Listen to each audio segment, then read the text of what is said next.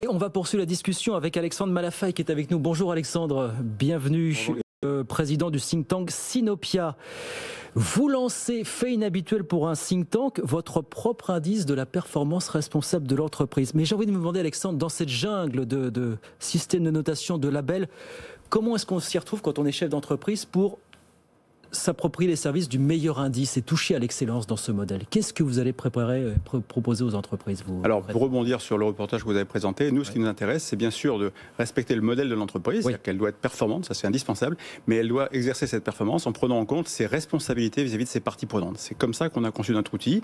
On a imaginé 24 indicateurs simples, robustes, fiables, peu chronophages à déployer et qui permettent à l'entreprise d'évaluer sa performance et ses responsabilités vis-à-vis de ses actionnaires, de ses dirigeants, de ses collaborateurs, de ses fournisseurs, des populations et des territoires dans lesquels elle exerce, bien sûr des clients et des consommateurs. Et cette boucle-là permet de construire une dynamique qui est de dire, voilà, je suis chef d'entreprise, je suis dirigeant, je m'engage, je me transforme, ma boîte est engagée. Et une fois que j'ai réussi cette performance et que je suis engagé dans ce processus, je peux le revendiquer pour créer un lien de confiance avec mes parties prenantes. Parce qu'associé à notre indice, on a un label. Qu'est-ce qui différencie le système de notation, les critères entre label et entre système de notation aujourd'hui? C'est ça. Je parlais de jungle, mais c'est une jungle, on est d'accord aujourd'hui. Il y a beaucoup de choses, et il y a beaucoup de choses souvent qui sont très d'obédience, si je puis dire, nord-américaine. Donc nous aussi, on veut développer un outil français pour que ce soit finalement nos valeurs qui nous transforment. Et ce qui va nous différencier principalement par rapport à tout ce qui existe, c'est qu'en fait, d'abord, on est un outil de pilotage et de gouvernance pour le dirigeant d'entreprise, pour le COMEX.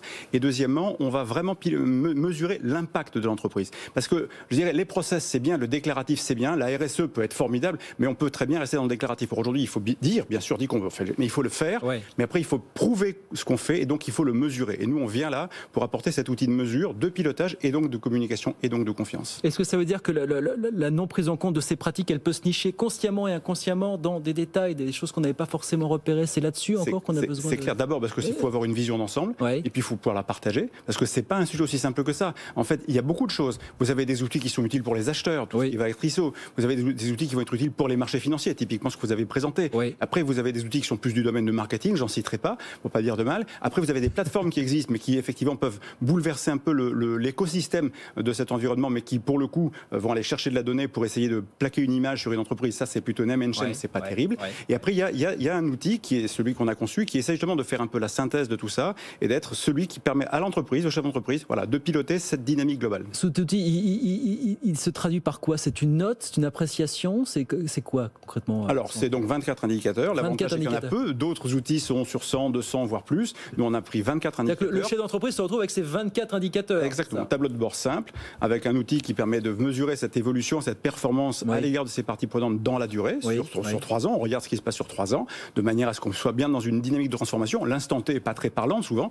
Voilà. Et puis, on prend un certain nombre d'indicateurs. Par exemple, sur la relation entre les dirigeants et l'entreprise, on va regarder les écarts de rémunération, on va regarder la façon dont le partage de la valeur s'organise, on va regarder les délais de paiement, on va regarder les questions d'égalité, bien sûr, ce qui sont très importantes. On va regarder les questions d'achats locaux, les cycles fournisseurs, les cycles de fabrication, l'obsolescence, l'éthique dans la gouvernance, qui est importante, la survie de l'entreprise. Ces questions-là, on va les regarder en profondeur. Les investisseurs regardent tous ces critères ou il y en a certains aujourd'hui qui sont surpondérés sur Alors, pour l'instant, nous, on a choisi effectivement de garder une vraie égalité à l'ensemble des indicateurs. On peut, à un moment donné, simplement, par secteur d'activité, faire le choix de dire, voilà, une entreprise qui est dans le, voilà, comme Alstom, par exemple, pour prendre un exemple, qui est très concernée par l'impact carbone de son activité, on va davantage surpondérer ça. D'autres entreprises avec qui on travaille aujourd'hui, parce que la phase test est lancée, des entreprises comme la Mutuelle Générale, par exemple, dans le secteur mutualiste, elle va bien sûr être plus pondérée sur les questions humaines, sur les questions de service. D'autres entreprises de services comme Wisecom vont plutôt être mises en avant sur leur capacité à créer un dialogue social fort. La crise, on le sait, elle accélère ses comportements. Vous écrivez, je vous ai lu, c'est seuls les plus éthiques survivront. Oui. Mais ça veut dire quoi? Ça, c'est une conviction de fond. Hein. Ça, c'est le côté militant de notre engagement au sein de Sinopia. Parce qu'au départ, on est une association, on est un think tank. Les mots sont forts. Seuls les plus éthiques survivront. Au XXIe siècle, c'est très sincèrement, c'est l'intuition que j'ai. Il y a qu'à un moment donné, on ne pourra pas se contenter de faire sans chercher à bien faire et sans chercher à démontrer qu'on fait bien.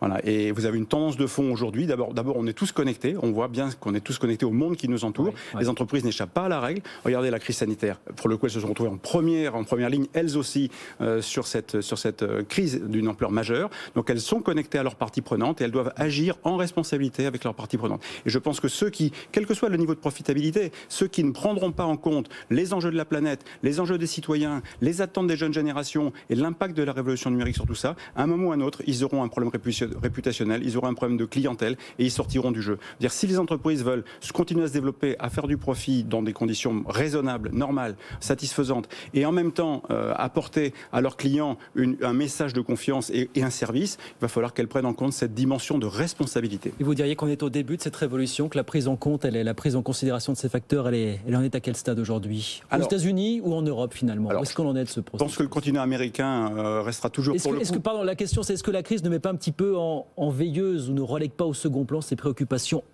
en l'état actuel des choses en tout cas? Alors, à court terme peut-être, parce que la création de valeur est en question dans beaucoup de domaines, mais à côté de ça, je pense que dès que la crise va être passée, ça va être un sujet central. Et je pense que pour le coup, c'est l'Europe qui est en avance par rapport au reste du monde sur ces questions-là, vraiment.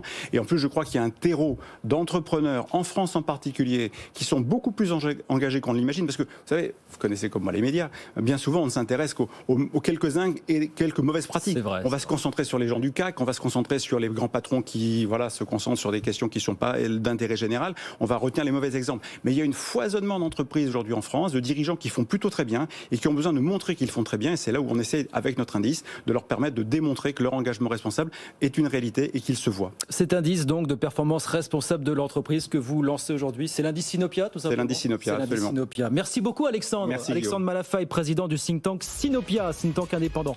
Merci beaucoup d'être passé nous voir aujourd'hui sur BFM Business.